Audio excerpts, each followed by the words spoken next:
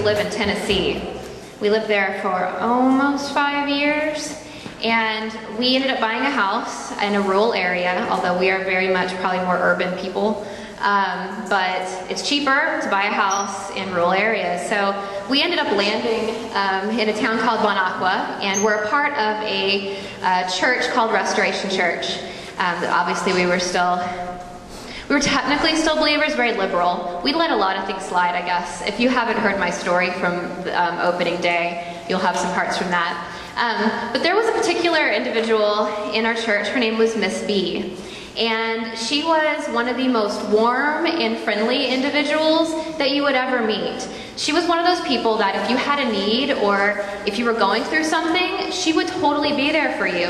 How she found out, I don't know. But she wasn't part of the gossip network, you know, how that you sometimes see in churches. She just genuinely wanted to help anyone. So if someone was going through a divorce, she was there. If it was a hospital instance, she was there. She even had a garden and would can goods and then bring them to church and just hand them out. For, you know, no one was even soliciting it. She just was one of those people who were incredibly giving and warm, and you wanted to know her, and her joy for life was just absolutely contagious. And she was one of those people that were so engaged in the community, and you could tell that she was able to, one, connect people, to help other people, you know, be able to find each other and find that support. But she also saw the value in it, because she herself, her husband was gone. He had died. You know, she'd had a really great long relationship, and he had passed on. Her children all moved away. So she really didn't have any actual family, you know, still present, but the church became her family. Now, I'm not sure if the church was, you know, I'm assuming she believed in it, but you never heard that from her, so she was completely non-judgmental. So I share this with you today because I'm going to talk about that community and talk about how valuable that is. Did you know that from contemporary scientists to ancient philosophers, they all agree that having strong social bonds is probably the most meaningful contributor to happiness. And by happiness, I mean well-being and life satisfaction, not the fleeting feeling. But it's one of the most important factors out of, you know, above many other factors. Today I'm going to share with you some of the research behind this. So what are the physical and mental benefits of being in community with other people, having social networks? What are the benefits? Then I'm going to talk to you about why I think we're actually more disconnected than ever. Why do we need that? You know, I'm going to give you the research. I'm going to tell you why our culture needs it more than ever. And then I'm going to end with some few thoughts about how to help foster new social bonds and how to keep the ones that you already have, and then what that means to Oasis as a whole. So the research. So I'm going to read. This is somewhat reading, but I know that as a community we're all really big into facts. So now granted, these aren't facts, but I'm going to actually give you some of the concrete research because I want you to know that I didn't just make this up. So research published in 2010 examined the results of nearly 150 different studies, and they all determined that friendship has as much impact on your health as quitting smoking, reducing drinking, and eating healthy. Now I don't know about you, but when you go to the doctor and they ask you, do you smoke? How much do you drink? How's your diet? Are you overweight? They don't go, do you have a lot of friends? Do you get to hang out with people often? What's your social life look like? But they should, because it has just as much of an influence on our health as those things they like to always focus on and ask us. It also increases longevity. In 2010, researchers at Brigham Young University published a summary analysis of 148 different studies, involved over 300,000 people, and they were the average age of 64, hailed from 4 different continents. So this is a very wide depth of social data. They dealt with the impact of social relationships on mortality risk. So, do you live longer due to having great social bonds with people? And they found, startling, that it was very, very true. People who enjoyed strong social ties had a 50% increased likelihood of survival over a measured period of 7.5 years, compared to people with weak or no social ties. In 2010, an Australian study looked at 188 people over the age of 100. and found that the link they all had in common was that they all had really great, strong social bonds or ties. Now those social bonds and ties can be family, but a lot of times in our culture, and I'll talk about that more, we don't all have that family network like we used to, or we don't live near them. I'm sure you guys have heard a lot of this is Joseph hugging. Really interesting things have come to pass about oxytocin, so also known as the cuddle hormone. And what researchers have come to recognize that it's more than a hormone that just has to do with after babies are born and mothering. That also it's actually a social hormone. So Mark Ellenbogen and Christopher Cardoso, researchers at Concordia Centers for Research in Human Development, took a closer look at oxytocin, a hormone traditionally studied for childbirth and breastfeeding, and more recently, finding connections between social behavior. Their study published in a peer-reviewed journal, which was Psychoneuroendocrinology, sounds fancy, shows that oxytocin increases a person's trust in others' social, increasing a person's trust following social rejection. They explained that the means that instead of the traditional fight or flight response to social conflict that we normally have, where people get revved up and respond to challenge or run away, that oxytocin actually promotes the tend and befriend response, where people reach out to others and support each other after a stressful event. So in other words, it's actually a great buffer against stress. So we have oxytocin working, and we can also increase oxytocin levels by touching other people who want you to touch them, of course. You don't want to just go around hugging randomly people. You know, you have the sexual assault group people who will say, always ask first. There's a lot of power to be said in just a simple hug. One of the things that I've started doing, it helps that my child is a hugger, but when I get stressed out, I'll call my youngest, who's 6, and I'll be like, I just need a hug. And it's amazing what that does. And also I encourage you guys, you know, if you have someone to hug, you know, you hold it for longer than just a brief second, not the good old Christian side hug, which I'm sure that has value, you know, the side, you know, nice hug. But there's a lot of value in hugging. And one of the things Kansas City Atheist Coalition does that I think has multiple levels of value is they do these hug and atheist events. Part of it is obviously just to raise awareness that there are secular people in Kansas City, but also it just helps people lower their guard. Now, if they're willing to hug us, you know, when we're on a street corner, then that's fine. But a lot of people do, and it lowers their guard. So it helps kind of, because, you know, that word atheist, you know, is kind of has this undertone in our society of being negative. So it's really cool to see how touch can influence people in a positive way to help kind of lower people's guards. So mental health-wise, I first want to clarify, before I go into the mental health side, what I mean by happiness. So happiness, I'm not referring to the fleeting feeling that we sometimes feel. Those are important. But what I'm talking about is a self-reported high level of, so when you report that you think your life is satisfying and that you have a high level of well-being, that's what I mean by happiness. So do understand that. Another thing is to understand that we have multiple factors that influence chronic happiness. So about 50% we have a steady state where we have kind of a basic level of well-being.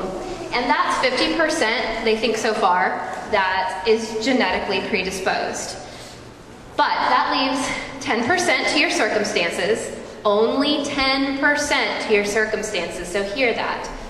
But then 40 we have an influence over. And in the science world, that's a pretty big percentage to have an influence over. So there are things we can do, even if we may be predisposed to be a little, you know, maybe a lower, maybe some of us aren't perky, I'm not, you know. But we have the ability to influence our life. And your 50% genetic predisposition does not give you the right to play the victim card. Because remember, we have this 40%. So don't just despair with, well, I can't help it, you know, it's genetic or whatever. Don't, it won't do you any benefit to do that. But we all need friends. So, wouldn't it be great if we all had that kind of network? Who watched the show? I mean, right? Is this like most of it a little bit? Gosh, I loved that show. I think that's part of my generation though. So there's been research that said if you have at least 5 friends that you can call if you have a big decision to make, you are more than likely going to report that your life, that you're very happy. So The bigger your social network is, the better. And this is true for introverts and extroverts. I'm not just talking to extroverts here. Yes, there is a little bit of a difference between maybe frequency and how you interact with other people. It might be a little more draining, but you cannot live isolated. You can't just be one of your, off on your own completely. Yes, you may not enjoy standing up and talking. If I were to call on an introvert to just start talking and sharing here right now, that wouldn't be they wouldn't enjoy that. They wouldn't have oxytocin. They'd probably have some high stress levels. But don't think that just because you're an introvert that this doesn't mean the same things for you, because that's not the case at all. No matter what people are doing, we tend to report that we're happier, that we enjoy life more when we're doing things with other people. That can be commuting, it can be housework. Also, it gets it done faster, right? It can be anything. We tend to be happier when we're doing things with other people. We're not all alone. Cross-cultural studies, I remember mentioning this in my first talk, but they did a study across multiple people groups. And they looked at people who reported a high level of well-being and life satisfaction.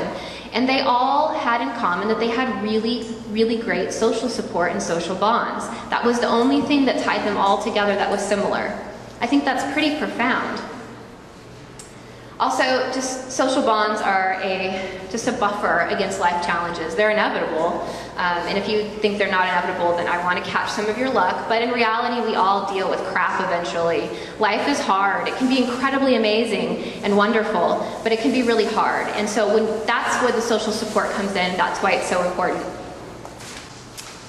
So now I'm going to move on to why we are more disconnected than ever. Now this is a lot of my opinion. This is stuff that I have pulled this is what I have observed from working with individuals, counseling, and then even with my business now. Realizing that I think as a nation, and even probably those of us who are first world, that we are probably more disconnected than ever, but we probably think we're not, thanks to technology. There is actually a condition called karoshi in Japan, and it literally means death from being overworked. Anyone heard of this? Karoshi? In Japan, they work so many hours that they literally work themselves to death. So these are otherwise healthy, functioning people who are constantly working so many hours, well above 60, sometimes 80 or more hours a week, and they have a heart attack or a stroke. So they literally die of stress. To the point in Japan where they have had to create support services for karoshi. So this is a serious problem that they have there. If I recall accurately, it has a lot to do with after the war, when they decided to begin to try and rebuild because their entire country was practically destroyed.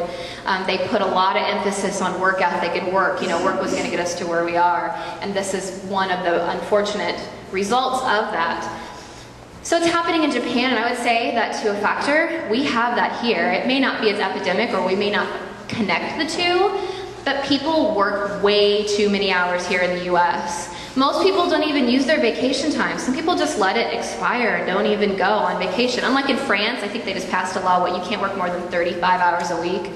So we can all move to France. I don't know if we really want to do that, but it's interesting. So you see these other countries doing things like that because they see the impact of working too many hours.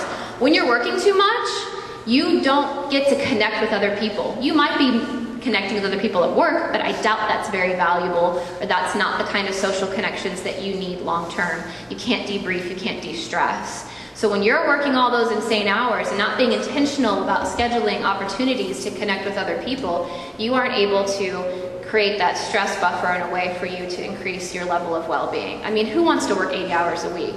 I mean, I don't know if there's any field of work that is just that fantastic other than Dwight, that you would want to work that much. I mean, that's not worth living for. Another reason we're more disconnected than ever is that we have the ability to move more than we ever have. So in other words, you can be raised, in one area, and you can get a job anywhere in the world. And as a result, this pulls families apart. So my brother lives in Washington, D.C. and has pretty much lived there since he finished grad school. But I don't see him at all. And I would say that I'm fortunate because I moved back here to be near family.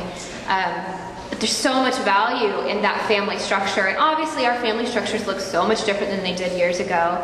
But by not being in the same location, we miss some of that family support and structure that we used to have a lot more as a culture. Oh, and then I move on to technology. So if you can't see this picture, it's from The New Yorker. It says it keeps this dog collar, it keeps me from looking at my phone every 2 seconds. I don't know about you, but I probably could benefit from that too. So technology is great. We have incredible advances in technology, and it does connect us. You wouldn't be here today if it wasn't for technology, because a lot of the free thinking movement or secular whatever started on the internet here in Kansas City and pulled people together. That's great. That's what should happen with the internet. That's how we should use it, so that we can actually physically get together and hang out and be social. But unfortunately, it doesn't always lead to this. We are always looking down at our phones, you know, like this. So you have your little your blind, I don't know, what's the politically correct way to call that? I don't know, I'm gonna get called out on that. Does this look familiar? Go out to eat, everyone looks at their phone, right? I'm totally guilty of this. Who else sometimes literally goes out with friends or is out on a date with their husband, especially if it's a husband, you're someone you've been with a long time, and you're just on your phones the whole time. Am I the only one? Come on now. Okay. Thank you. I think we underestimate how much technology is now influencing our ability to truly be social. Whether we are relying on it at home, thinking, well, I'm on Facebook, and Facebook has it, or any social media. We do release some level of oxytocin when we're on Facebook, but it's not the same as being with other people. And we also don't benefit from the information that we get. It's just different. It's one level. When written word is one level of communication, but when we're talking with other people, you can read my facial expressions. I can see your body language, tone of voice. There's so much more to social interaction when you're with someone as opposed to just talking with them through chat or whatever it may be. And then on top of that, we get together and then we really don't even focus on each other. We're looking down at our smartphones, and I see this more and more with the younger generation. We were at Worlds of Fun yesterday, and there were lots of teenagers there. There was something going on that was high school related. And you see them in packs. Some of them were talking. Probably 50% of them were walking and looking down at their phones, and then running into things. I mean, and I think in New York, they're starting to have some real concerns of people walking around looking on their phones and then getting in accidents because they're not watching where they're going. Won't even get into texting and driving. You know, heaven forbid we miss out on someone's tweet, you know. But what we're missing out on is really important. We underestimate how much this is affecting our level of well-being. So, from that, put down your phones, right? This is my last point to why we're so disconnected. Our culture has become incredibly competitive. Instead of cooperation, we are driven to compete with each other. Reality television is notorious for this. So if you watch Survivor or any Big Brother, it's all about competition, and people are really vindictive and manipulative with each other. And our kids are watching this. You know, my kids are not. They're not old enough yet. But you know, teenagers, and you know, TV does give us a lot. It does influence younger people's minds. And I think this is not a healthy way to live. And I think some of it spills over into our academic circles. So when you go to school, or if you're trying to just get into college, it's highly, highly competitive. It's very much all about you, all about me. Anyone watch The Bachelorette? Bachelor or Bachelorette? And if I'm the only one, I will admit, it's not my fault, it's Larry's. If anyone met my husband, I'm serious too. One of our friends recommended, like, this is kind of interesting, and I find people fascinating, so I will admit that occasionally I watch The Bachelorette, but usually I'm always disgusted. But basically, you know, you have either, if it's Bachelor or Bachelorette, you have people competing, you know, for the long-term and marriage affection of some random person they've never met, but that has bulging muscles and is beautiful. So, but you see them just tear each other apart. I mean, it's a horrible way to think that, to tell even maybe young women that you should try that hard to get someone to like you, because someone should want to pursue you. That's just my personal soapbox. But reality television, I think, is really, really not helping the idea that we need to compete with each other, on top of, you know, how our schools are structured and how it's very individualistic. One of the things that causes people to fall in depression or to makes depression worse is rumination. And I'll get more into that in a minute, so let me get back on focus here, so forgive me here. Okay, so if we're more disconnected than ever and we're going to benefit from social connections, how do we go about building those connections? The first one is be intentional. So we're more busy than ever, and it's not like we can just go flip a switch and our lives are going to be just so much more simple. Move to France, you probably won't have to be intentional about scheduling time to be social. But here in the US, we do have to probably, some of us have to work more than one job. We have a lot of commitments. The way to overcome this is to actually look at your schedule and purposely schedule opportunities to either hang out with someone. If you're an introvert, you're going to benefit more from being one-on-one with other people. Some people who are extroverts are going to get more energy from a big group of people. So that's the only element that I would say with the introvert-extrovert. It's pretty well understood. It's misunderstood in our culture. But be intentional. Schedule it. It's not that hard to be that intentional. A lot of us don't schedule our time. One of the things when I coach clients is that we do some time management stuff, and a lot of people have no idea how they're spending their time. One of the things I have them do is like a food diary. Anyone ever kept a food diary? So you see what you're eating, and it's really, it's crazy. You're like, man, I just put down the cookies. But just like our time, I have people map out their time, which is time consuming, ironically enough. But you see how you spend your time, and most of us have all kinds of opportunities to be intentional in how we spend our time. Another way is to literally give it time, and I will stress this here especially. But it takes time to develop relationships. It's not, it may happen if you have this fleeting love interest and then whatever, sometimes that happens. But a lot of times, relationships simply take work, they take time, multiple opportunities to see each other, opportunities to have the same kind of experiences together. So like being here, from here, you guys can go out and you can talk about either what we talked about here. This gives you a common experience. So volunteer opportunities, go volunteer. It'll also give you a chance to kind of connect. All of those things help. That's why this is necessary, in my opinion. This is why I think church has been effective minus the dogma. So we remove the dogma, but they give people a reason to all come together. And then it's not about necessarily what happens here, but it's what encourages things to happen outside of here. Does that make sense? Yeah? Okay. Another important thing is to celebrate life. Oh, sorry, not like the words are important. I don't have any really fancy, really awesome images. As a secular community, this is one of the things that we miss out on possibly to an extent. Yeah, we probably still can, some of us get together for birthdays, but weddings, I even think baby namings could be of value. We have these life events that as people, we want to get together and celebrate and recognize. And something like Oasis gives us the opportunity to do just that we can come together. Wedding-wise, I plan on becoming a secular celebrant so that I can help marry other people and be able to, there's one other person in the Kansas City area, I think it's Joanne Mooney, I've never met her, but there aren't a lot of opportunities. You have to go to a pastor or a minister, and if you're not comfortable with that, it puts an odd dynamic in there. But get together, celebrate life, whether it's a new job, new baby, whatever it is, get together. Another, this is huge, this is the big one. Get together and volunteer. Generosity. A spirit of generosity, it's the law of reciprocity that when you give to someone else, they're immediately inclined to give back. And I think there's so much value within that, not just the experience, and volunteering doesn't have to be an event. Literally being generous can be lending an ear to hear someone, just be able to vent about their day. It could be extending, someone a compliment or smiling at someone from a distance. Moving here from Tennessee, no one waves at each other when you drive, no matter what you think about the person, you still give it. But there's, smiles are contagious. It was kind of nice. I miss that Southern mentality. There's a lot of Southern mentality I don't miss. But they had a lot of level of warmth where, you wave at each other and you recognize each other. That's pretty awesome.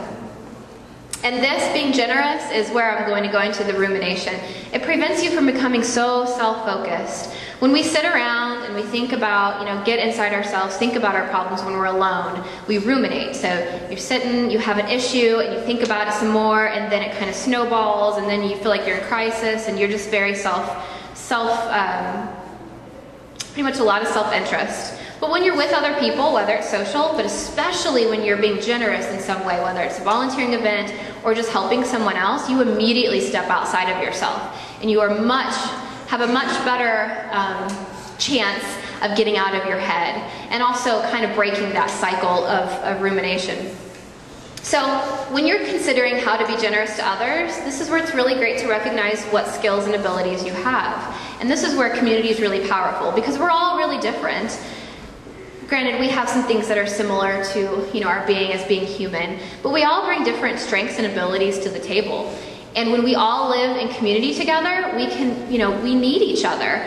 There are so many things that I can't do, or that I just don't see, or I don't have perspective on, that someone else will. And so when we recognize what we're good at, and then connect with other people, we're able to better support each other. It's one of the things that I think has made humanity evolve to where we are today, is that we can, that social aspect where we can help each other and we can consciously benefit from being in community with one another. That is my last slide. The last point before I have you guys go into the activity is that,